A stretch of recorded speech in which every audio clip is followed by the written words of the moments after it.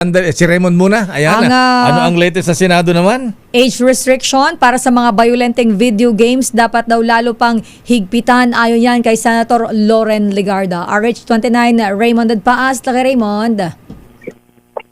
Inayon na Mayor Malagang magpatupad ng maigpit na patakaran upang hindi lahat ng mga bata ay maaaring maka-access sa mga violent at mature-rated video at online games.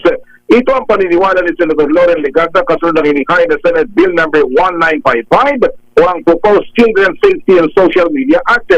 Sa ilalim ng panukala ay bawal gumamit ng social media ang mga batang mas bata sa 16 na taong gulang. Mungkay ni Legarda dapat ay may maigpit na age verification system gaya ng ipinatutupad ng mga financial technology o fintech companies sa mga gustong maglaro ng violenteng online games. Bagamat wala pa din itong katiyakan para proteksyon ng mga kabataan sa nangyaring pamamaril sa Tacloban City, dapat tignan ito ng isang mas malawak na problema na kinakarap ng mga kabataan ngayon.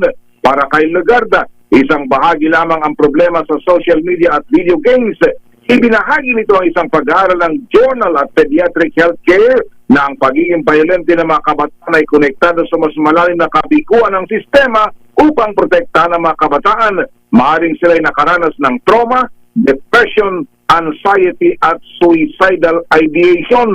Dapat ay masusing tingnan ng umano'y nangyaring bullying dahil tiyak na may mga palatanda na ng pagiging violente ng mga bata na hindi napansin o pinansin dahil hindi naman magising bigla mga kabataan at bigla na lang galit o violente o kaya ay ayaw na sa mga kaibigan. Ikinababahala ni Legarda kung paano nagkaroon ng access sa baril ng mga minor de edad. Mahalagang may accountability kung sino man ang nagpabaya. Ito si RH28, Raymond Advance para sa DZRH, una sa Pilipinas, una sa Pilipino.